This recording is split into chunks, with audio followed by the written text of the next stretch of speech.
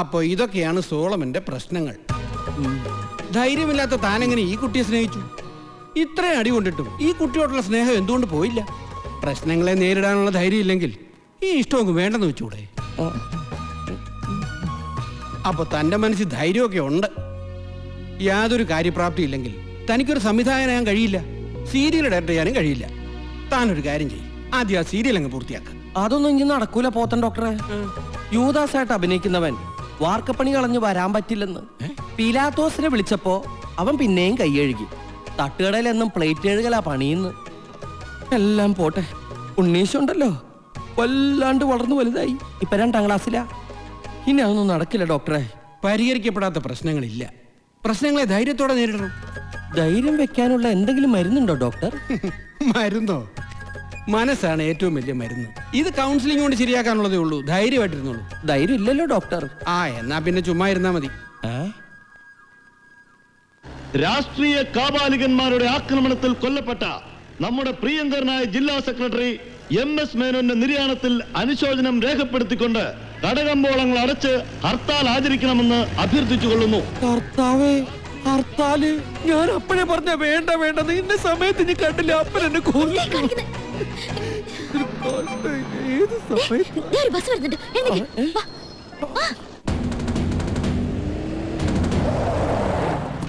ആ കുഞ്ഞാട് എങ്ങോട്ടാ പോയത്? എന്നോടൊന്നും പറഞ്ഞില്ല. എന്താ ജോണിക്കുട്ടി? ഏയ് ഒന്നുമില്ല. അവരെ കുറിച്ച് വല്ല വിവരവും കിട്ടിയോ?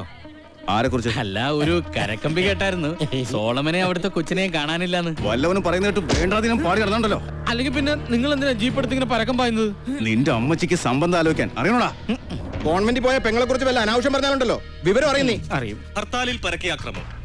കൊല്ലപ്പെട്ട MS മേനോന് അനുശോചനം രേഖപ്പെടുത്തി നടത്തിയ ഹർത്താലിൽ വ്യാപകമായ കല്ലേറും അക്രമവും.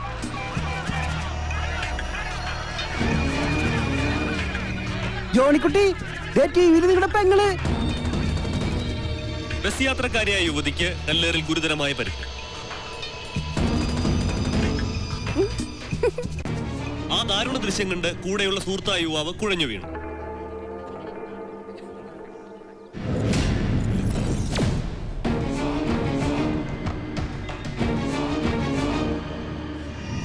ജോണിക്കുട്ടി, ഇനി നാട്ടുകാരറിയോന്നുള്ള ചമ്മല് വേണ്ട. ടൗണിൽ ആശുപത്രി ചെന്നാൽ 2നെയും കൈയോടെ പൊക്കാം. എന്നിട്ട് മാന്യമായിട്ട് അവരുടെ കല്യാണം നടത്തി കൊടുക്കുക.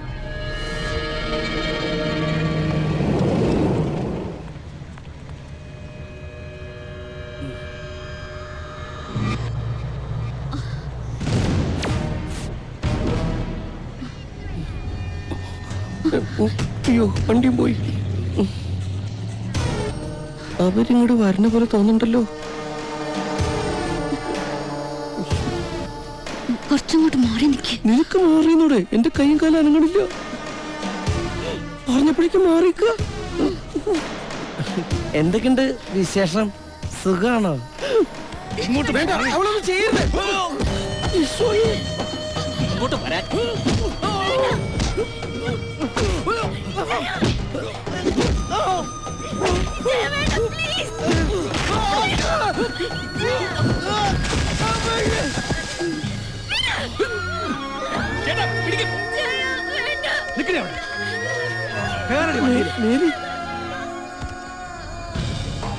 ജോൺകുട്ടി, വേണ്ടോ?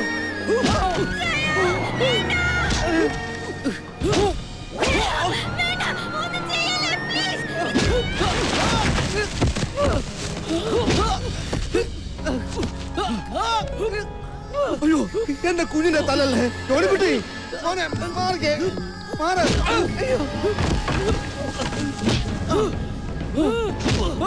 എന്റെ കുഞ്ഞിനെ ഒന്നും ചെയ്യരുത്.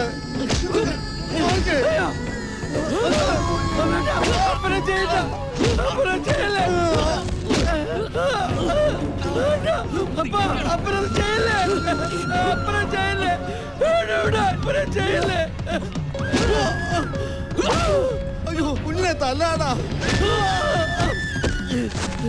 ഇനി നിന്റെ നിഴൽ അവളുടെ ദേഹത്ത് വീണ കുടുംബത്തോടെ കത്തിച്ചു കളയും ഞാൻ, കേട്ടോടാ. വാടാ.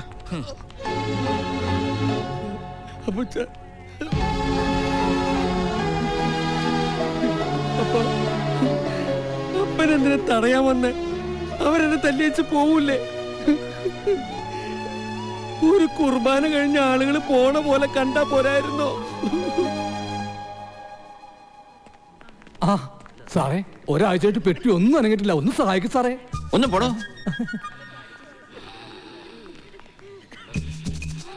അത്യാസന്ന നിലയിലാണെന്ന് തോന്നുന്നു. ക്രിസ്ത്യാനിയാണല്ലേ? അതെ. എന്താ? അല്ല, ഹൈറ്റ് ഒരു 5'2" കാണായിരിക്കും അല്ലേ? കാണും.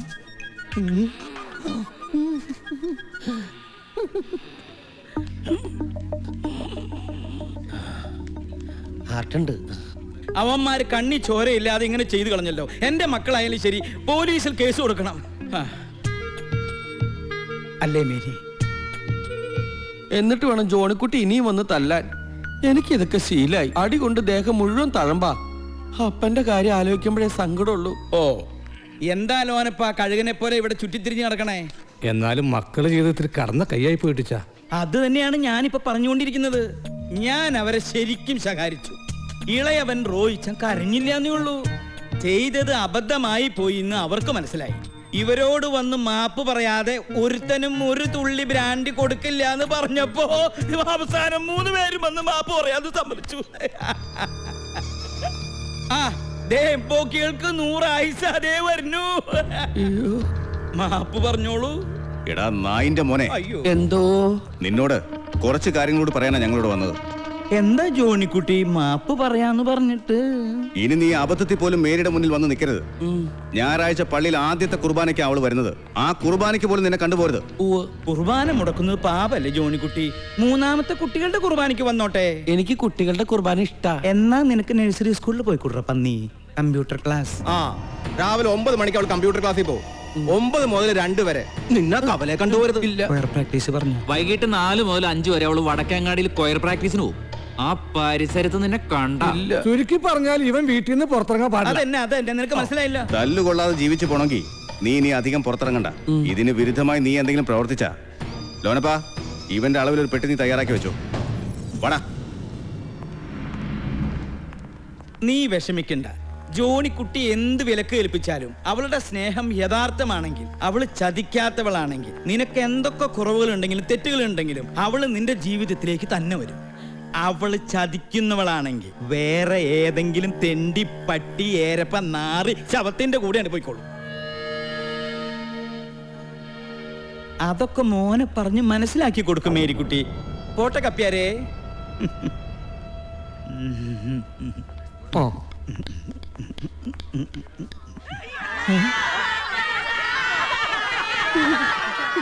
ഗ്രേറ്റ് മാൻ. ഇത്ര പെട്ടെന്ന് അങ്ങനെ കയറ്റി അയക്കുമെന്ന് ഞാൻ വിചാരിച്ചില്ല. Thank you sir. Thank you. എന്റെ കാർമിൽ മീൻ പെട്ടി തേച്ച് കഴുകി ഞാൻ ഫ്രിഡ്ജിൽ വെച്ചിട്ടുണ്ട്. ബ്രിഡ്ജല്ല, ഫ്രിഡ്ജ്. വെള്ളത്തിൽ ഇട്ടിട്ടുണ്ട്. ഒരു കാര്യം ഞാൻ പറഞ്ഞേക്കാം, അടുക്കള പണിയും ബോഡി കടിയും ഒപ്പം നടക്കൂല.